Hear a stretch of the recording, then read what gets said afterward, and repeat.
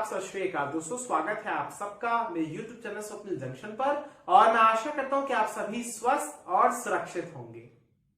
दोस्तों, corona virus कृत्रिम है या फिर प्राकृतिक है? कोरोना वायरस की उत्पत्ति वुहान की लैब से हुई है या फिर ये चमगादड़ या पेंगुलिन से मानव में आया है? ऐसे तमाम सवाल, इन तमाम सवालों के उत्तर को खोजने की दिशा में दुनिया भर के वैज्ञानिक माथापच्ची कर रहे हैं।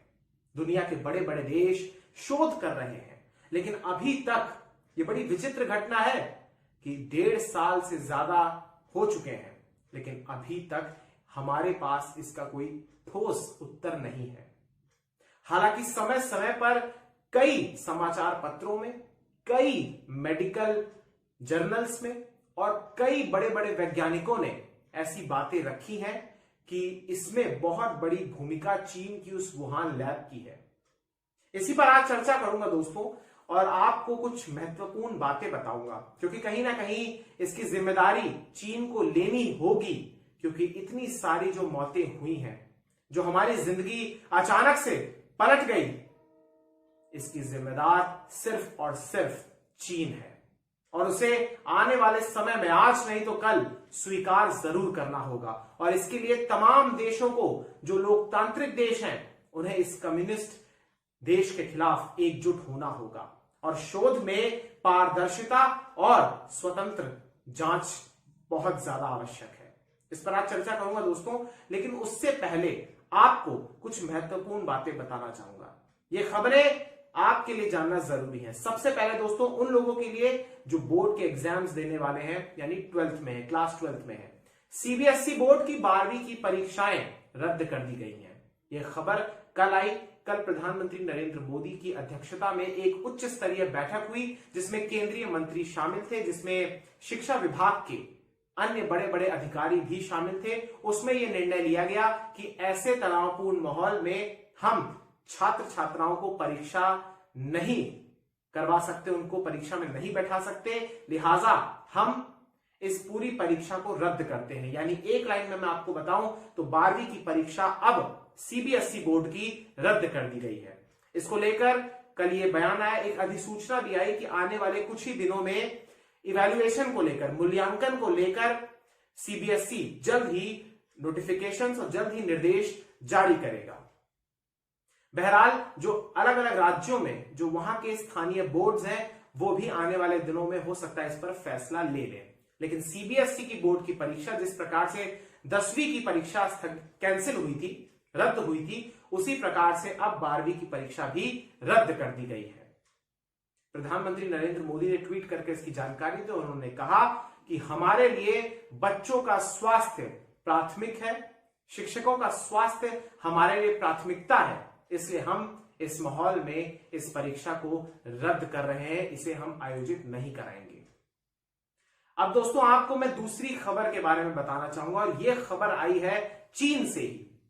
चीन में आप जानते हैं दोस्तों कि कम्युनिस्ट पार्टी की सत्ता है, और वहां की सत्तारूढ़ पार्टी ने अपने यहां एक बहुत बड़ा डिसीजन लिया है, एक पॉलिसी में चेंज किया है। आप जानते हैं दोस्तों कि चाइना में, यानी चीन में 1980 से ही एक बच्चे की नीति वहां पर लागू है, 1 चाइल्ड पॉलिसी। उसके बाद तकरीबन आप ये मान के चलिए कि 40 वर्षों के बाद, करीब 4 दशकों के बाद, वर्ष 2016 में इस नीति में परिवर्तन लाया गया, और इसके तहत चीन में 2 चाइल्ड पॉलिसी को स्वीकृति दी गई। यानी चीन में वर्ष 2016 में 2 बच्चों की नीति पर वहां की सत्तारूढ़ कम्युनिस्ट पार्टी ने स्वीकृति अपनी दे दी। लेकिन अब उन्होंने 2021 में आकर एक बहुत बड़ी डेवलपमेंट की है। चाइना में चूंकि बुजुर्गों की संख्या ज्यादा हो गई थी और वहां पर युवाओं की संख्या कम हो रही थी, इसलिए चीन ने अब अपने यहां 3 बच्चों की नीति को मंजूरी दे दी है। यानी अब वहां पर 3 चाइल्ड पॉलिसी वहां पर लागू हो जाएगी। ये एक बड़ी खबर है। इसके अलावा एक खबर और मैं आपको बताना चाहूंगा, और यह खबर भी दोस्तों, अब आप इसको दुर्भाग्य कहिए कि चीन से ही आई है। अब चीन में दोस्तों आपको पता है कि किस प्रकार से पूरी दुनिया को उसने कोरोना वायरस का गिफ्ट दे दिया, और एक ऐसा गिफ्ट जिसे कोई लेना नहीं चाहता था, और आज पूरी मानवता संकट में आ गई है। उसी चीन से एक और खबर सामने आई है, जो कि वाकई में चिंता की लकीरों को बहुत ज्यादा बढ़ाती है। यह आपको मैं बताना चाहूंगा दोस्तों, ये दरअसल आई है बर्ड फ्लू से रिलेटेड। अब बर्ड फ्लू आपको पता है कि मुख्य रूप से मुर्गियों में और पक्षियों में होता है, लेकिन चीन एकमात्र ऐसा देश है जहां पर कुछ भी हो सकता है और आने वाले समय में क्या ये चीज बड़ा रूप इख्तियार कर सकती है इसके बारे में कोई नहीं जानता, क्योंकि कोई भी सूचना चीन स्पष्ट रूप से नहीं दुनिया के सामने देता है। अब इस खबर के बारे में आपको मैं बताता हूं। दरअसल दोस्तों, चीन में मानव के अंदर बर्ड फ्लू का एक बहुत बड़ा मामला सामने आया है और इसमें दरअसल ये जो मामला आया है ये चीन का एक प्रांत है जिसका नाम है पूर्वी जियांगसू। इस प्रांत में दरअसल इस वायरस का पता चला है। एक व्यक्ति है जिसकी उम्र 41 वर्ष है और उसके भीतर H10N3 एवियन इन्फ्लुएंजा वायरस होने का पता चला है। इसको जब पता लगाया गया दोस्तों तो दरअसल 28 मई को इसका पता चला और चीन के नेशनल हेल्थ कमीशन ने इसकी जानकारी दी। उन्होंने हालांकि पर्याप्त जानकारी नहीं दी, उन्होंने सिर्फ इतना बताया कि ये व्यक्ति स्वस्थ है और इस व्यक्ति के जो परिवार के लोग हैं उन्हें किसी भी रूप में इसका संक्रमण नहीं हुआ है। ज्यादा उन्होंने बात नहीं कही है, ज्यादा सूचना उन्होंने नहीं दी है। हालांकि मैं आपको बताना चाहूंगा कि दरअसल ये जो H10N3 है ये ज्यादा संक्रामक नहीं है और इसका स्ट्रेन जो है वो दरअसल एक प्रकार से ज्यादा खतरनाक या ज्यादा शक्तिशाली नहीं है। हालांकि बर्ड फ्लू के जो अन्य या इस एवियन इन्फ्लुएंजा वायरस के जो अन्य स्ट्रेन होते हैं वो पक्षियों में बहुत ज्यादा खतरनाक रूप इख्तियार कर लेते हैं, लेकिन ये वाला जो रूप है ये ज्यादा संक्रामक नहीं है। ये चीन के अनुसार कहा गया है, लेकिन हम कुछ नहीं कह सकते। तो आप ये मान के चलिए कि विश्व में ऐसा पहली बार हुआ है कि H10N3 वायरस चीन के इस व्यक्ति में सामने आया है। अब दोस्तों आपको आखिरी खबर की तरफ बताऊंगा, फिर इसके बाद अपना जो विषय है उस पर बात करेंगे और ये है दरअसल विश्व स्वास्थ्य संगठन से जुड़ा हुआ WHO। विश्व स्वास्थ्य संगठन दोस्तों नामकरण करने में जुटा हुआ है। विश्व स्वास्थ्य संगठन ने कोरोना वायरस के अलग अलग स्ट्रेन्स का नामकरण किया है और यहां पर मैं आपको बताना चाहूंगा दोस्तों कि कुछ समय पहले भारतीय सरकार ने भी एक आपत्ति दर्ज कराई थी कि क्यों जो भारत में जिस कोरोना वायरस का स्ट्रेन मिला है उसे क्यों इंडियन वायरस कहा जा रहा है। आपने ये विवाद देखा होगा, सुना होगा। हमारे कई विपक्ष के नेता भी एक प्रकार से इंडियन वायरस कह रहे थे, इंडियन स्ट्रेन कह रहे थे। इसको लेकर भारत सरकार ने भी अपनी आपत्ति दर्ज कराई थी, लिहाजा और सिंगापुर की सरकार ने भी आपत्ति दर्ज कराई थी। शुरुआत में चीन की सरकार ने भी, सोचिए चीन ने भी आपत्ति दर्ज कराई थी। तो ऐसे तमाम आपत्तियों के बाद, इन तमाम आपत्तियों को मद्देनजर रखते हुए एक निर्णय लिया गया है और ये निर्णय विश्व स्वास्थ्य संगठन की तरफ से ये लिया गया है कि इन्होंने वायरस के स्ट्रेन्स जो कि म्यूटेशन के बाद पैदा हुए उनके नामकरण कर दिया है। आपको मैं बताना चाहूंगा कि इंडिया का जो स्ट्रेन है, आप इसका नाम जान लीजिए, यानी इंडिया में जो स्ट्रेन फैला जिसको वैज्ञानिकों ने B.1617.1 ये और एक और जो भारत में फैला उसका नाम था B.1.617.2, इन दोनों का नामकरण WHO ने इस प्रकार से किया है कि भारत वाले B.1617.1 जो यहां पे फैला उसका नाम इन्होंने कप्पा रखा है और दूसरा यानी B.1.617.2 इसका नाम डेल्टा रखा है। अब ये कप्पा और डेल्टा क्या है ये भी मैं आपको बता देता हूं। दरअसल ये दोस्तों जो यूनानी भाषा है, ग्रीक भाषा है, उसके अक्षर है। ग्रीक भाषा में 24 अल्फाबेट्स होते हैं, अल्फा, बीटा, गामा, जीटा, इस प्रकार से। तो ये नाम आपने मैथ्स में भी किया होगा, तो उसी प्रकार से इन्होंने नाम रखा है। भारत के मैंने आपको बता दिया कि कप्पा और डेल्टा इन्होंने जो भारत में स्ट्रेन फैला उसके नाम रखे हैं। सिमिलरली ब्रिटेन में जो स्ट्रेन फैला जिसका नाम B.1.1.7 ये है, इसका नाम इन्होंने अल्फा रखा है। दक्षिण अफ्रीका वाले B.1.351 इसका नाम इन्होंने बीटा रखा है जो वहां फैला। अमेरिका में जो B.1.427 और B.1.429 इनका नाम इन्होंने एपिल्सन रखा है। ब्राजील वाले P2 का नाम जीटा रखा है। फिलीपींस वाले P3 का नाम इन्होंने थीटा रखा है और B.1.525 जो कि फैला इसका नाम इन्होंने ये रखा हुआ है। B.1.525 जो वेरिएंट है दोस्तों ये कई देशों में मिला है और इसका नाम इन्होंने ईटा रखा है। तो इस प्रकार से कुछ इन्होंने नाम रखे हुए, नामकरण करने में जुटा हुआ है। और इसमें इन्होंने ये जानकारी दी दोस्तों WHO ने कि कहीं ना कहीं चूंकि देशों के नाम से इसको जाना जा रहा था स्ट्रेन को, इसलिए हम चाहते हैं कि ऐसा ना हो और आम बोलचाल की भाषा में लोग इन स्ट्रेन्स का नाम याद रखें। लेकिन उन्होंने साथ ही साथ ये भी कहा कि इनके जो वैज्ञानिक नाम है ये भी बरकरार रहेंगे ताकि सीक्वेंसिंग में कोई दिक्कत ना आए। तो ये थी प्रमुख खबरें। अब बढ़ना चाहूंगा अपने मुख्य विषय की ओर। दोस्तों, कोरोना वायरस यानी SARS-CoV-2 जिसके कारण हम सभी कोविड-19 पैंडेमिक से जूझ रहे हैं, जिसके कारण हमारे देश में 3 करोड़ के करीब अब कुल संक्रमित केसेस होने वाले हैं। साथ ही साथ हमारे देश में 3,29,000 से ज्यादा लोगों की मृत्यु हो चुकी है। अगर मैं विश्व के हिसाब से आपको बताऊं, विश्व की दृष्टि से बताऊं, तो पूरे संसार में इस महामारी के कारण 35 लाख से ज्यादा, या यूं कहूं तो 37 लाख से ज्यादा लोगों की मृत्यु हो चुकी है। 17 करोड़ से ज्यादा लोग संक्रमित हो चुके हैं। दुनिया के कमोबेश हर देश में यह फैला है। और ऐसे में यहां पर एक बहुत बड़ा प्रश्न यह उठता है कि आखिर जहां एक ही झटके में दुनिया के तमाम देशों में हालात इतने ज्यादा गंभीर हो गए, तो वहीं इतनी तीव्र गति के साथ उस देश में जहां से इसकी उत्पत्ति हुई, जहां से यह फैलना शुरू हुआ, वहां पर इतनी जल्दी आखिर कैसे हालात सही हो गए? सवाल यहां पर चीन पर इसलिए बनता है दोस्तों, क्योंकि विस्तारवादी चीन, चालबाज चीन इतना चालाक है कि वो ना तो कभी इस विषय को लेकर कभी संवेदनशील दिखता है, ना ही वो कभी उन साक्ष्यों को लोगों के सामने रखता है, कभी भी उन साक्ष्य को, कभी भी उन सबूतों को उन वैज्ञानिकों के सामने रखता है जो वहां पर जांच करने के लिए जाते हैं कि उसके यहां से ये नहीं निकला है, यानी उसकी लैब से लीक नहीं हुआ है। बार बार चीन इस बारे में कहता है कि ये जो वायरस है दरअसल ये प्राकृतिक तौर पर आया है, चमगादड़ से आया है, किसी मानव में फैला। और उसने ये एक प्रकार से दलील देता है, ये दावा करता है चीन कि जो वुहान की वेट मार्केट है वहीं से ये फैला है।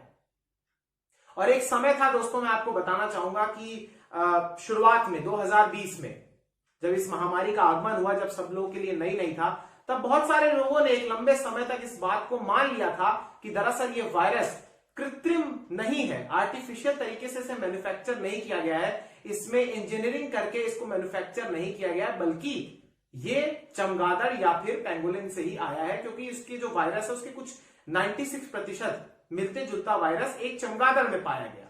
लिहाजा बहुत सारे लोगों ने इस बात को मान लिया कि ये चमगादड़ से फैला है। लेकिन अब लोग कहीं ना कहीं जो रिसर्च करते हैं, जो बड़े बड़े देश हैं, वो कहीं ना कहीं इस बारे को लेकर अब संवेदनशील हो रहे हैं, अब सोच रहे हैं और अब निष्कर्ष पर भी कहीं ना कहीं आ चुके हैं कि ये दरअसल चीन की उस वुहान इंस्टीट्यूट ऑफ वायरोलॉजी से ही लीक हुआ है।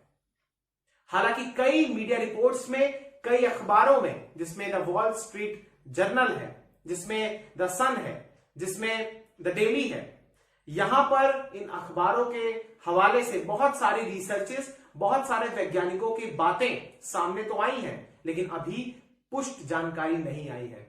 लेकिन ऐसे विषयों पर कहीं ना कहीं मैं आपको यह बात बताना चाहूंगा कि ऐसे विषयों को लेकर संवेदनशील होना होता है। क्योंकि आज जो मैं आपको बातें बताऊंगा इस पर आप सोचिएगा जरूर, लेकिन विश्वास इसलिए मत कीजिएगा क्योंकि आप जानते हैं कि इस समय हम एक पैंडेमिक के साथ साथ एक इंफोडेमिक से भी गुजर रहे हैं। इस समय सूचनाओं की आंधी बाढ़ सब आ चुका है, जो भी आप समझिए। इस समय आप जहां पर भी जाएंगे आपको सूचना मिलेगी और आपको ऐसा आभास होगा कि आपको सही सूचना मिल रही है। लेकिन अक्सर अधिकांश अवसरों पर ऐसा होता है कि जो सूचना आपको दी जा रही है उसमें कुछ प्रतिशत सच हो और ज्यादा प्रतिशत झूठ हो। इसलिए अभी कोई तथ्य तो सामने नहीं आया है, लेकिन इस विषय को लेकर बात करना जरूरी है क्योंकि पिछले कुछ दिनों में इसको लेकर बहुत महत्वपूर्ण डेवलपमेंट्स हुई हैं। सबसे बड़ा सवाल यही है दोस्तों कि आखिर कोरोना वायरस कृत्रिम है या फिर ये प्राकृतिक है। दूसरा सवाल ये सबसे बड़ा उठता है कि क्या कोरोना वायरस वर्ष 2019 के आखिरी में ही निकला, यानी दिसंबर के महीने में ही निकला? क्योंकि चीन तो अभी तक यही कहता है कि 8 दिसंबर को उसके यहां केस सामने आया, जनवरी के माह में उसने सूचित किया WHO को। लेकिन बहुत सारे ऐसी रिपोर्ट्स हैं, अमेरिका के स्टेट जो डिपार्टमेंट है वहां के, उनके पास जो फैक्ट शीट्स हैं उसमें इस बात का जिक्र है कि दरअसल नवंबर के महीने में ही वुहान की लैब में कार्य करने वाले 3 वैज्ञानिकों को निमोनिया जैसे लक्षण दिखने के बाद उन्हें भर्ती कराया गया। ऐसे में सवाल उठता है कि क्या चीन ने सही तारीख को छिपाया है? ये तमाम वो सवाल हैं जिनका उत्तर भविष्य के गर्भ में छुपा है। हो सकता है कि इस सवालों के जवाब कभी सामने ही ना आए, हो सकता है कि इन सवालों के जवाब सामने आ जाएं, लेकिन हालांकि इसको लेकर बहुत ज्यादा चांसेस ये हैं कि इन सवालों के कई जवाब सामने आए ही ना। उसके मैं कारण आपको बताता हूं। देखिए दोस्तों, विश्व स्वास्थ्य संगठन के एक वैज्ञानिकों का दल गया था इसी बरस की शुरुआत में, जनवरी फरवरी के माह में, और जब वो चीन गया है तो चीन करीब करीब 12 महीने के बाद अपने यहां उसने किसी को इनवाइट ही किया या किसी को परमिशन दे दी कि आप हमारे यहाँ के जांच कर लीजिए। अब ये ऐसा ही है कि मर्डर हुआ 1 साल पहले और 1 साल बाद अगर मान लीजिए पुलिस जांच करने जाए तो क्या साक्ष्य मिलेंगे? कुछ भी नहीं। वो धुल गए होंगे, वो साफ हो गए होंगे, वो गायब कर दिए गए होंगे। अब आप सोचिए कि चीन एक ऐसा चालबाज देश है या कोई भी देश हो, अगर उसने ये किया है, अगर उसके दामन में दाग है, तो वो फिर कैसे ये साबित करना चाहेगा, कैसे वो चाहेगा कि उसकी जो ये सारी की सारी गलती है ये दुनिया के सामने आ जाए।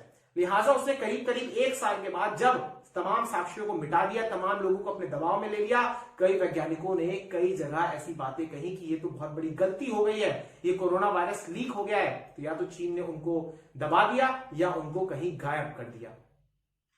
1 साल के बाद जब WHO का दल गया तो वहां पर जब इन वैज्ञानिक गए तो उनमें से 2 वैज्ञानिकों को चीन ने इस बात को ही कह दिया कि इन दोनों वैज्ञानिकों में कोरोना वायरस है, इसलिए हम इनको अपने यहां नहीं आने देंगे। फिर जब वो जांच दल गया तो उनको क्वारंटीन कर दिया, यानी उनके साथ एक प्रकार से मजाक किया।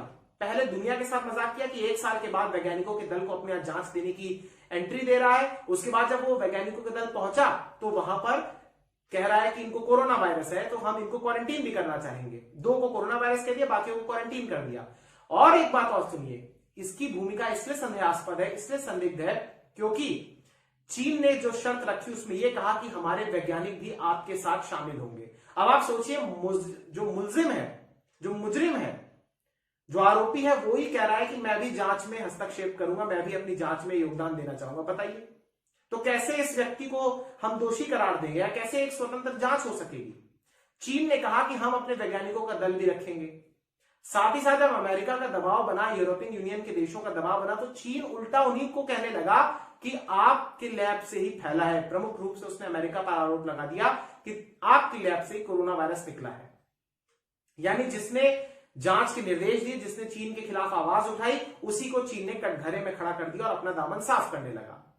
फिर मैं लौटूंगा उस जांच दल के ऊपर। जब जांच दल ने वहां पर करीब 1 महीना करी जांच, तो उसके बाद वहां पर बहुत ज्यादा ऐसी बातें सामने आई कि उनको जो डेटा है वो उपलब्ध नहीं कराया जा रहा, चीन डेटा को नष्ट कर चुका है, चीन स्वतंत्र रूप से उनको जांच नहीं करने दे रहा, बार बार हस्तक्षेप कर रहा है, जहां भी वो जाते हैं वहां पर चीन के अधिकारी मौजूद होते हैं। लिहाजा जब ये रिपोर्ट आई तो उसमें यही बातें सामने आई। रिपोर्ट में कहा गया, 100 से ज्यादा पन्नों की रिपोर्ट थी, उसमें सिर्फ 4 पन्नों में इस बात का जिक्र था लैब लीक को लेकर कि ये जो कोरोना वायरस है दरअसल ये लैब से नहीं निकला है।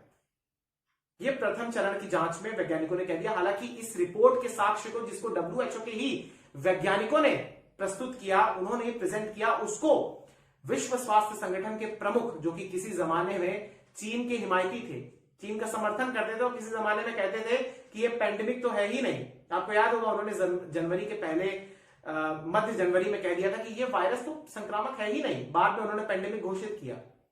तो उस व्यक्ति ने ही, जो प्रमुख है, उन्होंने ये बात कही कि हम इस रिपोर्ट से मैं सहमत नहीं हूं, मैं चाहता हूं कि इसकी दूसरी चरण की जांच हो। यानी जिन वैज्ञानिकों ने इसकी जांच करी वो WHO के थे और WHO के प्रमुख ही इस पर राजी नहीं थे। अब आप देखिए कि यहां पर रिपोर्ट पर सवाल क्यों नहीं उठता। फिर एक वैज्ञानिक का इंटरव्यू आया, उन्होंने बयान दिया कि चीन हमें डेटा उपलब्ध नहीं करा था, इसलिए चीन की भूमिका को लेकर सवाल उत्पन्न होते हैं। कुछ दिनों पहले एक रिपोर्ट छपी ऑस्ट्रेलिया अखबार में अमेरिकी एजेंसियों के हवाले से कि अमेरिकी खुफिया एजेंसियों के पास ऐसी रिपोर्ट है कि वर्ष 2015 में ही चीन ने बायोलॉजिकल वेपन के तौर पर कोरोना वायरस पर रिसर्च करना शुरू कर दिया था। यानी 2015 में ही कोरोना वायरस को लेकर चीन काम कर रहा था। चीन की मंशा ये थी, हो सकता है, मैं आपको बता रहा हूं, अभी इस पर काम चल रहा है, ये कॉन्स्पिरेसी थ्योरी हो सकती है, लेकिन इस बारे में सोचना होगा, क्योंकि हो सकता है कि चीन ने इकोनॉमिक एडवांटेज लेने के तौर पर, जियोपॉलिटिकल एडवांटेज लेने के दृष्टि से और स्ट्रेटेजिक एडवांटेज लेने की दृष्टि से यह काम किया हो कि उसने जेनेटिक या रिवर्स इंजीनियरिंग के तौर पर इसे विकसित किया और दुनिया को एक प्रकार से प्रस्तुत करने की कोशिश की कि यह तो चमगादड़ से निकला, इसमें हमारा कोई हाथ ही नहीं है, ये प्राकृतिक है। चीन एक ऐसा देश है जहां से इंफॉर्मेशन को निकाल पाना बेहद मुश्किल है, इसलिए उसकी भूमिका पर सवाल उठते हैं। ना तो चीन साक्ष्य प्रेजेंट कर पाता है कि यह वुहान लैब से नहीं निकला, और ना ही चीन इस बात को लेकर भी साक्ष्य प्रेजेंट कर पाता है कि वो पाक साफ है, कि ये चमगादड़ों से निकला। यानी चीन की भूमिका दोहरी है, संदिग्ध है। और चीन की भूमिका और भी एक बात पर लेकर गहरी है, क्योंकि पिछले साल आपको याद होगा कि कैसे उसने भारत के साथ सीमा का विवाद किया, उसको एंगेज करके रखा, हमारे देश को एंगेज करके रखा। फिर अभी आप देख सकते हैं कि भारत में जिस प्रकार से दूसरी वेव आई, अमेरिका, यूरोपियन यूनियन में भी वेव्स आई अलग अलग। तो चीन ने क्या किया कि जिस समय इन तमाम देशों में अलग अलग समय पर वेव्स आई, तो उस दरमियान चीन ने अपने हेल्प पहुंचाना शुरू कर दिया। चीन ने छोटे छोटे गरीब देश जो है, या जो विकासशील है या विकसित माफ कीजिएगा, जो विकासशील देश है या बिल्कुल ही पिछड़े हुए देश है, उनको मदद करना पहुंचाना शुरू कर दिया। मदद देना गलत नहीं है, लेकिन ये वो व्यक्ति मदद कर रहा है जिसने जख्म दिए, मरहम भी वही लगा रहा है जिसने जख्म दिए। और चीन एक प्रकार से एक नया वर्ल्ड ऑर्डर सेट करने की दिशा में काम कर रहा है। हो सकता है कि चीन एडवांटेज लेना चाहता हो कि वो वर्ल्ड ऑर्डर को चेंज करे और खुद उस सुप्रीम पोजीशन पर बैठ जाए। ये कॉन्स्पिरेसी थ्योरी है, इसको लेकर भी जांच चल रही है, इसको लेकर भी लोग अध्ययन कर रहे हैं। मैंने आपको बताया क्योंकि ये मेरा फर्ज है कि आपको ये मैं बताऊं, इस दिशा में भी काम चल रहा है। इसके अलावा दोस्तों आपको मैं बताना चाहूंगा कि ये तमाम बातें तो हैं, लेकिन दो वैज्ञानिक हैं जिन्होंने रिसर्च करी है, उनकी रिसर्च बताऊं। लेकिन उससे पहले आपको अमेरिकी राष्ट्रपति जो बाइडेन की एक अपडेट बताना चाहूंगा। अमेरिकी राष्ट्रपति जो बाइडेन ने कुछ ही दिनों पहले मई के आखिरी सप्ताह में एक आदेश दिया, एक निर्देश दिया अपने वैज्ञानिकों को, अपनी जांच एजेंसियों को, कि आप 90 दिनों के भीतर कोरोना वायरस के उत्पत्ति को लेकर मुझे ठोस सबूत दीजिए।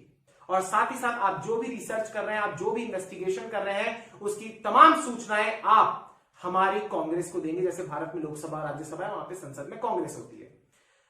तो आपको इस प्रकार से तमाम अपडेट्स देनी है और हमें इस बारे में सूचित करना है, ऐसा जो बाइडेन साहब ने कहा है। अब आने वाले 90 दिनों में, 90 दिनों के बाद क्या साक्ष्य निकलते हैं, क्या निष्कर्ष निकलते हैं, ये देखना दिलचस्प होगा। हालांकि जैसा मैंने कहा, बहुत मुश्किल है कि कोई ठोस सबूत निकले, क्योंकि चीन गायब कर चुका होगा उन साक्ष्यों को। साथ ही साथ दोस्तों अब मैं आपको उस रिसर्च के बारे में बताना चाहूंगा। ये एक ब्रिटिश वैज्ञानिक और एक नॉर्वे के वैज्ञानिक की ओर से की गई है। आपको मैं इनके नाम बताना चाहूंगा। ये अध्ययन जो सामने आया है, दरअसल इसमें एक सनसनीखेज खुलासा हुआ है दोस्तों, और इसमें मैं आपको बताना चाहूंगा कि ब्रिटेन के प्रोफेसर एंगस डलगिश, इनका नाम है एंगस डलगिश, और नॉर्वे के वैज्ञानिक डॉक्टर बिर्गर सोरेनसन, इन्होंने ये अध्ययन किया है। इन्होंने ये पाया है कि कोरोना वायरस को, जो चीन जहां से निकला, Wuhan virus, Wuhan institute of virology में इस पूरे के पूरे वायरस को तैयार किया गया है और ये लैब लीक के कारण निकला है। BSL-4 कैटेगरी की लैब है, यानी बायो सेफ्टी लैब है वो। चीन में एकमात्र ऐसी लैब है जो कि इतनी हाई सिक्योरिटी लैब है, और वहां पर ऐसे खतरनाक वायरस पर इंजीनियरिंग के माध्यम से रिसर्च किया जाता है, उन्हें मैन्युफैक्चर किया जाता है। यह है चीन का सच, इस लैब का सच। इन्होंने ये दावा किया है, इन दोनों वैज्ञानिकों ने अपनी रिसर्च में, अपने अध्ययन में, कि दरअसल इन्हें जब ये रिसर्च कर रहे थे, ये कोई आम वैज्ञानिक नहीं है, इन्होंने कई वैक्सीन के निर्माण में इन्होंने बहुत बड़े बड़े अध्ययन किए हुए हैं, इसलिए आप इनकी रिपोर्ट्स को खारिज भी नहीं कर सकते। इन्होंने दोस्तों ये बात कही है कि दरअसल फिंगरप्रिंट्स ऐसे पाए गए हैं कोरोना वायरस में, जब वो लोग रिसर्च कर रहे थे, जो तभी पाए जा सकते हैं अगर उसमें छेड़छाड़ की गई हो। सरल भाषा में समझिए कि चीन ने दरअसल कोरोना वायरस को गुफाओं में रह रहे चमगादड़ों से निकाला होगा, उस वुहान लैब के साइंटिस्टों ने, वैज्ञानिकों ने, और उन्हें अपनी BSL-4 लैब में लेकर आए वुहान वाली, और फिर वहां पर उसके स्पाइक प्रोटीन को चिपकाकर एक खतरनाक वायरस को मैन्युफैक्चर किया, रिवर्स इंजीनियरिंग करी, जिसके माध्यम से लोगों को ये लगे कि ये प्राकृतिक तौर पर आया है। ये वहां पर चाल चल रही थी, ये इन्होंने जिक्र किया है। और साथ ही साथ दोस्तों मैं आपको बताना चाहूंगा एक बात और, कि ये पूरा का पूरा जो पेपर है, पूरी की पूरी बातें डेली मेल अखबार में छपी हैं, और ये भी उन्होंने कहा है कि इसके कोई भी प्रमाण या साक्ष्य नहीं मिले हैं कि ये वायरस प्राकृतिक तौर पर पैदा हुआ है। तो ये सनसनीखेज खुलासा हुआ है। एक बात मैं और आपको बताना चाहूंगा, आप चौंक जाएंगे कि ये जिन गुफाओं में पाए जाते हैं वो वुहान से तकरीबन 1500 किलोमीटर दूर है। तो ऐसा कैसे हो सकता है कि वुहान के चमगादड़ उड़कर उस गुफाओं के चमगादड़ उड़कर वुहान आ जाएंगे? आप कल्पना कीजिए कौन किसको घुमा रहा है? चीन घुमाने का प्रयास कर रहा है। और एक बात मैं और आपको बताना चाहूंगा कि वो जो चमगादड़ है वो 50 किलोमीटर से ज्यादा नहीं उड़ सकते। तो अब आप कल्पना कीजिए कि 1500 किलोमीटर की दूरी कैसे कोई तय करेगा। अब वुहान की लैब और वेट मार्केट की दूरी 5 किलोमीटर की है, तो यहां पर ज्यादा संभावना है कि ये वायरस लीक हुआ लैब से और फिर वो वुहान की मार्केट में फैला और फिर किसी मानव में वहां से फैल गया। और उन लोगों को आप याद रखिएगा जो 3 वैज्ञानिक भर्ती हुए थे, उनका कहीं जिक्र नहीं है।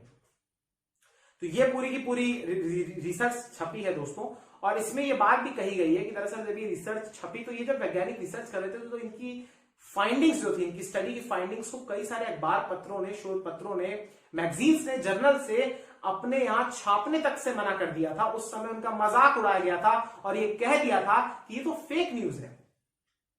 लेकिन अब इस दिशा में लोग काम कर रहे हैं। अमेरिका के 2 प्रमुख लोग, जिसमें सबसे पहले एंथनी फाउची आते हैं, जो कि वहां के राष्ट्रपति के जो बाइडेन साहब के प्रमुख चिकित्सा सलाहकार हैं, उन्होंने पहले डिनाई किया कि ये लैब से लीक नहीं हुआ होगा, लेकिन कुछ ही समय पहले अब उन्होंने अपना वक्तव्य बदला है और उन्होंने इसमें कहा कि हो सकता है कि चीन की लैब से ही निकला हो। फाउची साहब पर ये भी आरोप लगे थे कि इन्होंने इन्वेस्ट भी कर रखा है इस पूरे रिसर्च को लेकर चीन में। साथ ही साथ अमेरिका के एक बड़े अग्रणी संक्रामक विशेषज्ञ हैं और इनके बारे में मैं आपको बताना चाहूंगा दोस्तों। इनका जो नाम है दरअसल वो है स्कॉट गॉटलिब, और ये ट्रंप सरकार में दरअसल वहां पर एक प्रमुख स्थान पर रहे थे। ट्रंप सरकार में खाद्य एवं औषधि प्रशासन में ये कमिश्नर थे और इस समय फाइजर के बोर्ड सदस्य हैं। इन्होंने कहा है कि अगर चीन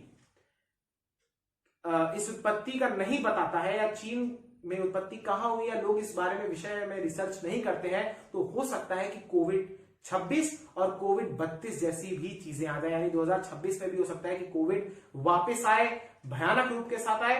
हो सकता है कि कोविड-32 भी हो, यानी 2032 में भी आए, अगर हमें उत्पत्ति का पता नहीं चलता है। बहुत महत्वपूर्ण बयान है। तो चीन किस प्रकार से छिपा रहा है और चीन क्यों इस तरीके से छिपा रहा है, ये बहुत ही दिलचस्प है और ये बहुत ही दुखद है। एक बात और मैं आपको बताना चाहूंगा, जो मैंने आपको बायोलॉजिकल वेपन के तौर पर बताया, तो उसमें यह बात भी जानकारी सामने आई थी कि चीन की सेना पीएलए, उसके जो वैज्ञानिक हैं वो एक प्रकार से दुनिया को अनस्टेबल करने की दिशा में इस प्रकार से काम कर रहे हैं।